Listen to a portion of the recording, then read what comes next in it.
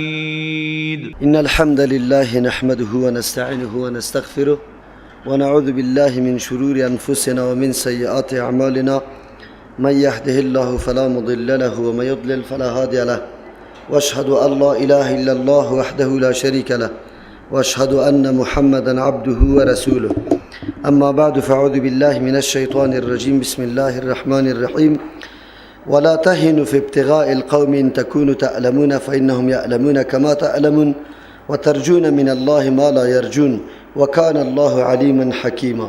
دایات قبلی الله متعال بیان حالات نماز خوفه که پیغمبر علیه السلام در حالت جنگ چه قسم نماز به امرای صحابه کرام بخوانه، طریقه خواندن یا کیفیت خواندن نماز خوف قرآن کریم بیان کرد.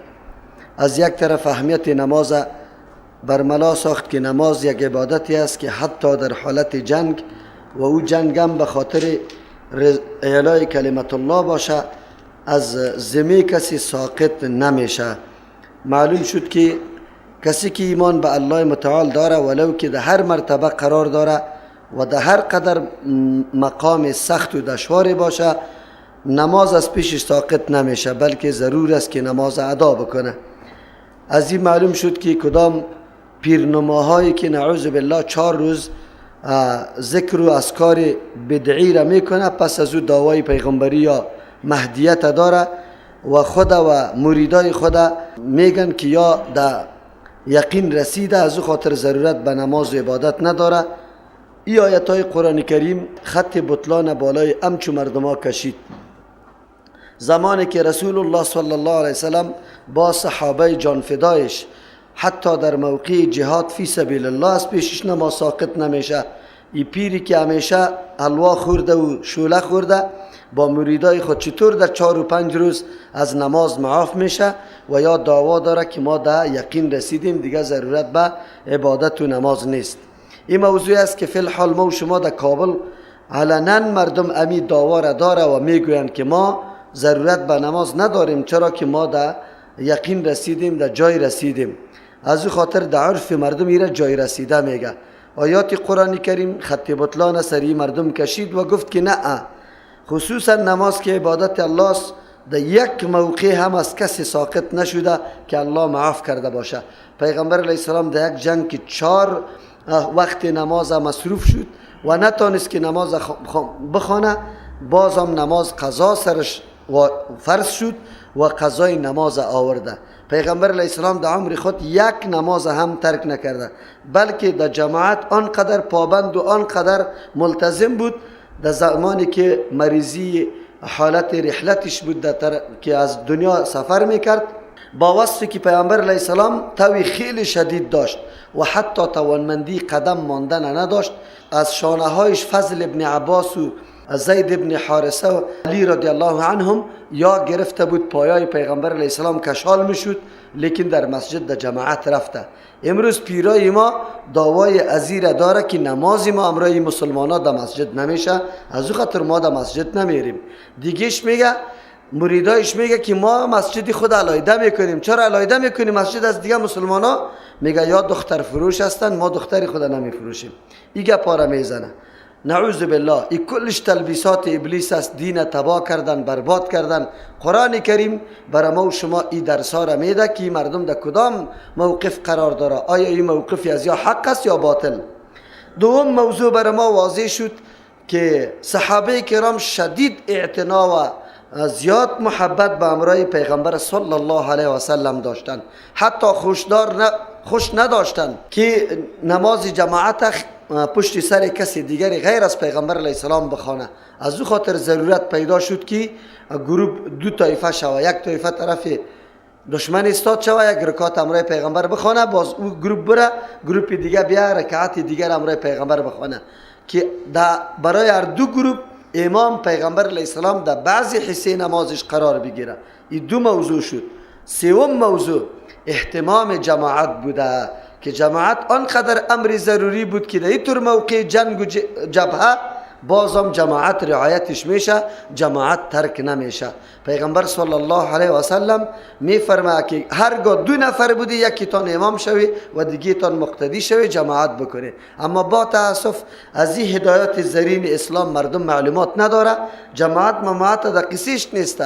ترک کردن جماعت به مردم آنقدر آسان معلوم میشه که تو بگویی هیچ کدام گناهی نیست، یک امر مستحب است. و علتش چیست؟ علتش است که وقت فقهای ما، بزرگای ما حکم بعضی عبادات بیان کرد که فرض سنت، مردم در سنت هیچ اهمیت قائل نیست، حتی برابر پری پاشه هم اهمیت نمیده. برو یک سنت گپ است، همینطور میگه. در حالی که صحابه کرام گاهی هم سوال نکردن که کدام حکم فرض است کدام سنت است، بلکه سوال میکرد پیغمبر چی طریقه و روش را اختیار میکرد، امو طریقه و روش التزام میکردن، امو را میخواندن. این سببی عظیم میشه که مردم بی‌اعتنایی در مقابل احکام اسلام میکنن. جماعت سنت است، ترک میکنه شه. از امو خاطر مردم ما اهتمام به جماعت نداره. اگر بفهمن که فرض است، مثل که اختلاف علما است، کسی فرض میگه، کسی واجب، کسی سنت. قول راجح فرض است، چرا که وعید شدید در ترکش آمده. پیغمبر علیه السلام به کور اجازه نمیده که او نماز خود در خانه بخونه، تنها در حالی که عذر و برایش موجود است. او را میگه که نه، اگر چون خانهش نزدیک است، میگه آذانش شنیده میتونی صدایش؟ او میگه بله. برش اجازه نمیده که در خانه نماز بخونه. اینمی گپ است. ما که میگیم که بعضی علما وقتی اینی فتواها را میده که سنت است، کس در قصیش نیست. قومه و جلسه را در فقه حنفی سنت گفته، مردم در قصیش نیستن، نه در قصه قومه است نه جلسه، در حالی که فتاوای معتمد احناف هم او را واجب میدانه، لیکن او فتوا را او قول کس نظر نگرفته. در کتاب پایین رتبهش که وقتی ای را سنت گرفته بس در قصیش نیسته، از او خاطر تراویح را طوری میخونه که قومه و جلسه به دوربین دیده نمیشه، یا تعدیل ارکان که خودشان میگه به دوربین دیده نمیشه. ایرا میگه بی‌اعتنایی در مقابل عبادت الله به سبب از اینکه حکم سرش گذاشته شد که سنت برش گفتی. اگر اینطور نمیگفتی که میگفتی نه شیوه نماز پیغمبر علیه السلام چطور است، بازی را ترک نمیکرد. چطور پیغمبر یک صحابی را 3 مرتبه پس سرش وضو میکنه؟ به خاطر که تعدیل ارکان نکرده یا لحاظ قومه و جلسه نکرده. اما ما تو در قصه شام نیستیم، کلش ترک میکنیم، هیچ گپی نیست. پیغمبر در عمر خودم درود گفتن اللهم صل علی مبارک ترک نکرده، لیکن ما تو در قصه شام نیستیم. ملا صاحب السلام میگردانه، مقتدی در تحیات است، درود در زبان خدا آورده نمیتونه. عجیب است در عبادات الله متعال چقدر تغییرات، چقدر کمی و کاستی، چقدر بی‌اعتنایی به سنت. اما که تو برش سنت میگی، حالان که طور نیست. احمد ابن حنبل رحمه الله چیسته میگه که اگر کسی دعای یعنی استعاذه خواستن از 4 چیز، اللهم انی اعوذ بک من عذاب جهنم و من عذاب القبر و من فتنه المحیا والممات و من شر فتنه المسیح الدجال، ایره نخوانی نمازت نمیشه. طاووس رحمه الله تابعی است، بچیش نخوان، نماز سر شهاده کرده. لیکن امروز مردم دعا معاره جو طرف مندازه برو بخیر شد. از این آیات های قرآن کریم برای ما واضح شد که جماعت چی اهمیتی داره، که حتی در حالت جنگ و در مقابل دشمن هم جماعت ترک نشده. مسلمانان نماز خدا با جماعت خونده. چطور شده میتونه که مسجد ها فقط در رمضان جماعت داره، دیگه دروازش بند میشه؟ در دیهاتا شما بری غیر از زمستان و در رمضان دیگه جماعت نمیبینی، شما ملا را نمیگیره برای جماعت، بس دیگه هر کس در خانه خود بهانه برش هست، میگه در مسجد ملا نیست، نماز در خانه میخونه. آلی خو یک بهانه غلط دیگر هم به خود پیدا کرده. هر کس خود کلان معرفی کرده دشمندار هستم آسان بهانه است. اگر موضوع دنیا باشه باز نصفش او میبره، نه دشمنی داره او نه چیزی دیگر داره. از او خاطر ایمان انسان وقتی ضعیف میشه نعوذ بالله، بهانه های تلبیسی خیلی زیاد بر انسان جور میشه. آلی باز عمل به عبادات الله نمیشه. بعد از الله امر کرد به ذکر خود که همیشه الله در یاد آدم باشه. یعنی انسان اگر در اون جبهه جهاد هم هستی، ذکر الله در یادت باشه. تو نمیشه تو معاف شوی، الله در یادت باشه. بله نماز اگر پس در حالت آرامی قرار گرفت، دشمن نبود، نماز در وقتش میخوانی به مو کیفیت و طریقش که قبلا الله برای تو تعلیم داده، به مو شیوهی که پیغمبر علیه السلام خوانده، مو رقم خوانده شد. پس از او ترغیب داد الله متعال در جهاد. ایره در خو خوانده بودم ولا تهنوا فی ابتغاء القوم شما سست نشوید، بی‌همتی نکنید طلب کردن قوم، یعنی قوم کفار تعقیب کنید. چرا؟ به خاطری که ضرورت وجود داره که وارا تعقیب بکنه. اینطور فکر نکنه که ما مقابله از وارا نمیتونیم. این تکونو تعلمون، اگر شما هستید تعلمون، دردمند شده، رنج براتان رسیده به سبب زخما که در جهاد زخمی شده، فإنه یعلمون، یقینا کفار هم رنج و درد برش رسیده توسط زخما، کما تعلمون، مثل که شما رنج براتان رسیده. لیکن در این مسئله شما اردو برابر هستی، و هم زخم داره شما هم زخم، و هم تکلیف میکشه شما هم تکلیف میکشه. اما شما یک امر دیگر خیلی مهمه داراسته که وا نداره. پس زمانی که توی امر داشته باشی هیچگاه از جهاد نمی نشینی، همیشه اقدام به جهاد میکنی. امروز دنیای کفر میبینیم، از امریکا میایه نیرو و اسکر امریکایی در کوی هلمند میجنگه به خاطر رای باطل خود، به خاطر یک مقصد خیالی خود، در حالی که کشته شدن از او طرف جهنم میره. اما تو مسلمان حفاظت وطن و دین خود نمیتونی. خوش است که باش در وطن ما دنیای کفر بیایه پیری مرا او بکنه. این نمو مسئله است که در روز قیامت به الله پیش میشیم. الله از ما سوال میکنه تو چه رقم مسلمان بودی که موقع به کافر داده بودی؟ آیا تو حفاظت و حراست منطقه و مردم خود از دین خود نمیتونستی؟ امن تو آورده نمیتونستی؟ اسلام دین امن نبود. امن خو عقیده میاره، نه نیروهای خارجیه. امن خو توسط عقیده میاره. اینا پشتی سر بر ما میاره. اینطور نمیشه. تو مؤمن یک هدف عالی داری. این هدف همراه کافر وجود نداره. چرا؟ و ترجون من الله ما لا یرجون. تو از الله اونطور چیزی را امید داری که این کفار امید نداره. تو امید از این داری یا شهادت و یا فتح و کامیابی و نصرت. در قاموسی تو قطعا شکست وجود نداره. هر قدم تو حتما کامیابی است، یا شهادت یا کامیابی، یا است که فتح و پیروزی است. پس مؤمن به هیچ وجه باز نشستی از جهاد قطعا یاد نداره. مسلمان باید هیچ نگویه که من پس کشی میکنم در جهاد نمیرم. چرا؟ به خاطری که تو دارنده یک چیزی هستی که کفار نداره. امروز کفار نداره. کدام هدف عالی که مسلمان داره غلبه بالای کفار نداره. اما میبینیم بی‌همتی و بزدلی مسلمانا. به الله قسم اگر ما یک کمی سر در گریبان بکنیم، دنیای کفر صرف عسکر امریکایی به خاطر خطر احتمالی که دیگر روز القاعده قوت پیدا نکنه در امریکا انفجارات نکنه، از اونجا آمده هزارها کیلومتر دور و اینجا میخواه که دشمن خود به زعم خود اینجا خونسا بسازه که نرسه تا امریکا را. تو مسلمان چی شده؟ تو چرا حفاظت دینی تا، وطنی تا، ناموسی تا، طفل تا، یتیمی تا نمی کنی؟ چرا؟ به الله چی جواب میگیم؟ هنوزم نعوذ بالله طرفداری دنیای کفر شده رایسته، ملامت کردن همیشه مسلمان ها میشه. امروز ببینید سوریه در کدام حالت است، مصر دید در کدام حالت رسید توسط همین انتخابات و همین دموکراسی لعنتیشان. اما مرسیستا چیستا در سر حکومت رسید. مانشه؟ نمانشه، نمیمانشه. دنیا را میبینیم لیکن باز ما اون در قصیش نیستیم. قرآن امیر میگه و ترجون من الله ما لا یرجون. شما از الله چیزی را امید داره که و امید نداره. ما ثواب، ما عزت، شهادت. و کان الله علیما حکیما. الله هیچ وقت تا وقتی که ندانه کمزوری و بی‌همتی و نعوذ بالله بزدلی دشمنش، ما را مامور به جهاد نمیسازه. الله میدانه که دشمن کافر چقدر بزدل است. تو امروز یک دستی تا یک تظاهرات بکش تا کابل که بگو که سبا ما نیروی خارجی را اینجا نمیخوایم، اگر نمیبره ما دست یکی میکنیم خط جبهه مخالف. باز تو میبینی که امریکا چطور میبره. ما کلی ما خدا آرام گرفتیم میگیم نه باشه فقط دلار را خوش کردیم. چرا؟ تیل را طرف کراچی رفته رایسته، از اونجا پیسه میگیره، تیل دیگه طرف دیگه طرف، کلگی بنده دنیا و بنده دلار شده. دین مینه کلگی او طرف گذاشته، غیرت او طرف گذاشته، حفظ ناموس او طرف گذاشته. دین در قصیش نیسته که دین چی رقم میشه. اگر هر نوع فعالیت او در اینجا اجرا میکنه کسی مانع نیسته. الله میفهمه که کفار چی رقم مردم است. حکیم و حکمت والاست. امر جهاد الله بی حکمت نیست. وقتی تو مسلمان الله امر بکنه به اندازه توان تا مادگی بگی دشمن مقابله بکن، غلبه از توست.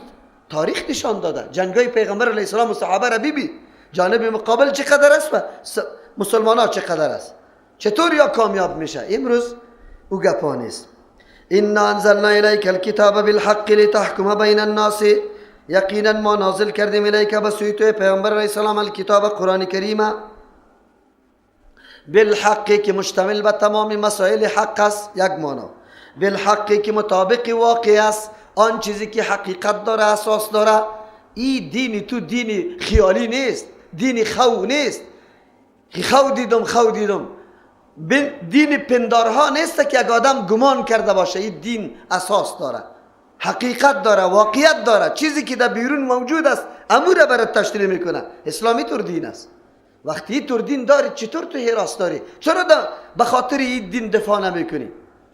لتحکم بین الناس بما اراک الله، که تو فیصله کنی در بین مردم بما با او وحی که اراک الله بری تو تعلیم داده، نشان داده. الله متعال بصیرت الله برات داده توسط نزول وحی کتاب الله متعال. آلی تو میتونی که فرق بکنی در بین حق و باطل و فیصله بکنی.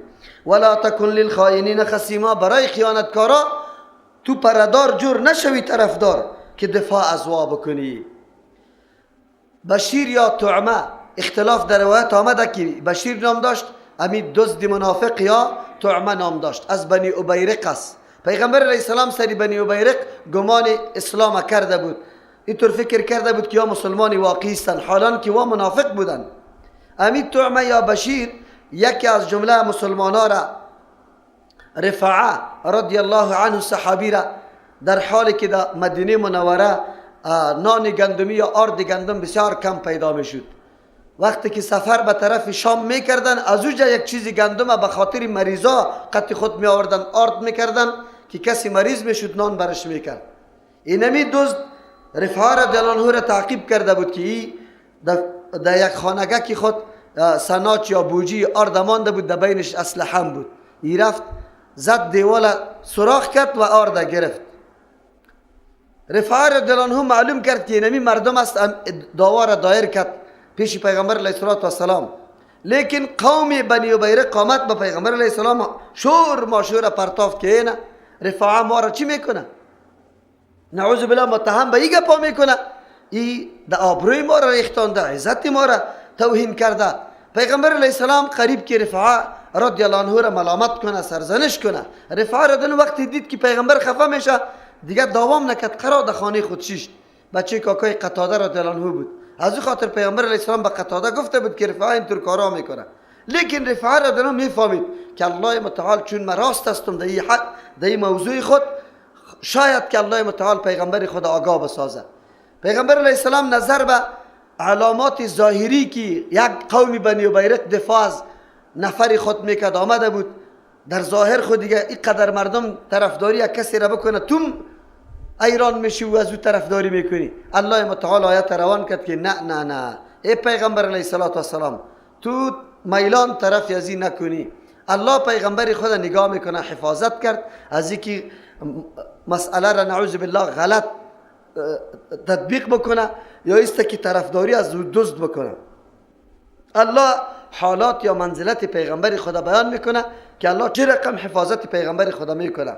اما درسای عظیم در این واقعه است که چطور یک مردم از خیل خود یا از شخص خود در حالی که خائن است، خائن اسلام است، تجاوز به مال مردم و حق مردم داره و تو بنابر تعصب قومی از او دفاع میکنی.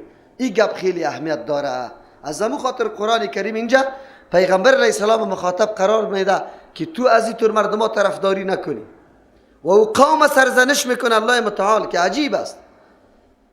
اما عیب خدا از تو پټ میکنه، پنهان میکنه، شرمشان میه، عار و ننگشان میه که کسی برش بگه دزد است. اما از الله چطور پنهان میکنه؟ چرا بنابر تعصب قومی طرفداری از دزد میکنه؟ درس است بر ما برای تعصب قومی چطور خلاف حق، خلاف فیصله حق نعوذ بالله همیشه از قوم و تنظیم و از مسلک و مذهب خود طرفداری کنیم، در حالی که حق با چشم سر در جانب مقابل میبینیم. دین اسلامی قرآن برای ما همین درس ها را میده. این تنها مربوطی و نمو مردم نیست، بلکه این درس برای ما میده. پیغمبر علیه السلام در ظاهر امر قریب بود که میلان طرف از بکنه، اگرچه میلان تطبیق نشد، واقع نشد، اما همین قدر معامله به پیش الله متعال بسیار سخت بود. الله متعال پیغمبر علیه السلام مخاطب قرار میده. ولا تکن للخائنین خصیما، نشوی توی پیغمبر علیه السلام برای خیانتکارا خصیما، طرفدار جور نشوی، پرداری از ما جور نشوی. واستغفر الله، بخشش طلب که از الله متعال. بس اوقات پیغمبر علیه السلام امر اجتهادی به اجتهاد خود عمل میکرد، مثل که دیگه مسلمانان اجتهاد میکنن، اما فرق بین اجتهاد پیغمبر و اجتهاد دیگه علمای نیسته که اگر پیغمبر در اجتهاد خود خطا شود الله متعال اصلاح میکنه، نمیگذارش که اجتهاد از او در حالت خطا باقی مانه. اما علمای دیگه اگر اجتهاد بکنه خطا شود، خطا اجتهادیش همینطور باقی میمانه. چرا؟ وحی خود نمیه که او اجتهاد اصلاح بکنه. ما در مورد ائمه دین، ائمه مذاهب که میگیم که مجتهدین است، احتمال خطا را داره اقوالشان، و وقتی که خطا شوند خطایشان باقی میمانه. اگر در آینده مردم پیدا شود دمی اجتهاد خطایشان روان شود، در حالی که اجتهاد حق دیگه و ثواب دیگه در جانب مقابل وجود داره. در اینجا است که اگر توی این اجتهاد خطا را که با چشم سر مشاهده میکنی، این را عمل میکنی، و اجتهاد ثواب یک عالم دیگر را نمیپذیری، اینی را تقلید کورکورانه و تقلید شرکی میگه، اینی را شخص پرستی میگه، اینی در دین وجود نداره. که تو خب دو عالم نظر داده اجتهاد کرده در یک موضوع، آلی خب میفهمی که اینمی عالمی که ما پیروی میکنم اجتهادش خطاست، و عالم دیگه که ما در مذهب یا مسلکش نیستم اجتهاد از او ثواب و درست است، تو بازم پشت اجتهاد خطا روان هستی. اینی را مردم میگه که امام تا پیغمبر قرار دادی، معصوم میپنداری، گپی خطایش ثواب میپنداری، و تو شخصیت پرست هستی، نه دلیل پرست که تو پشت دلیل بروی. اینی در دین نیسته. اگر نیک اجتهاد کرده بود و ثواب بود، بالکل بسر و چشم بپذیریم. ما نصوصی داریم. محمود الحسن دیوبندی رحمه الله یکی از علمای دیوبند است، یک تعلیق سری ترمذی شریف داره، سری حدیث ترمذی، در اونجا در یک موقع میگه که والحق والانصاف، اینطور میگه که حق و انصافی است که قول امام شافعی رحمه الله چیست؟ قوی است.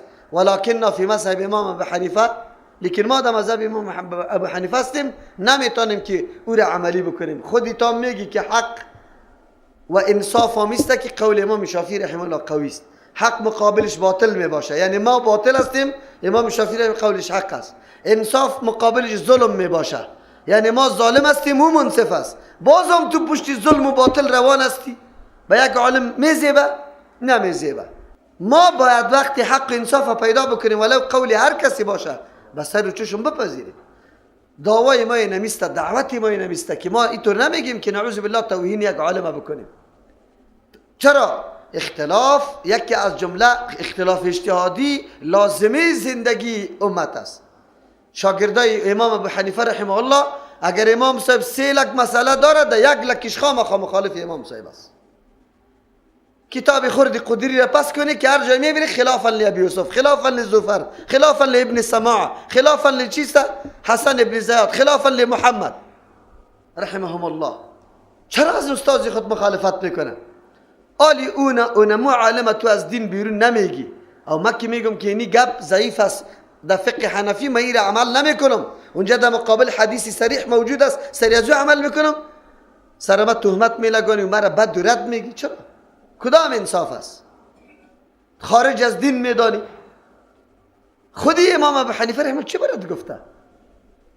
اینی مشکلات جامعه ماست و مردم خفه میشه. ما اینجا شوافی نیست که بگیم که امام شافعی رحمه الله اینی طور گفته خطا شده، تو بازم امور عمل کرده رایستی. ما اینجا کل خود احناف میگیره. خب بیایی که احناف میگیریم، گپی خودی امام ابو حنیفه رحمه الله خب بپذیریم، یعنی مخالفتی گپیشا بکنیم، مخالفت خود نمیکنیم. واستغفر الله، بخشش طلب که پیغمبر علیه السلام از الله متعال. چرا؟ در اینجا میلان تو پیدا شد، بنابراین که قوم آمد دفاع از دزد خود میکرد. ان الله کان غفور رحیما، یقینا الله متعال غفورا خیلی مهربان ذات است. با واسه که اگه انسان خطا شده باشه باز پشیمان میشه، الله بخشش میکنه گناهشه.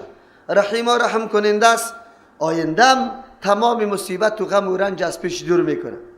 ولا تجادل عن الذین، مجادله نکو، دلیل گویی نکو در مورد او کسانی که یختانون انفسهم، که به اعتبار حقیقت نفسای خود در خیانت انداخته، اگرچه در به اعتبار ظاهر و فکر میکنه که ما از خود دفاع میکنیم، حالان که از خود دفاع نمیکنه. کسی که نعوذ بالله یک امر میبینه که اینجا حق من نیست، بازم دعوا داره، در حقیقت تاوانی خود کرده.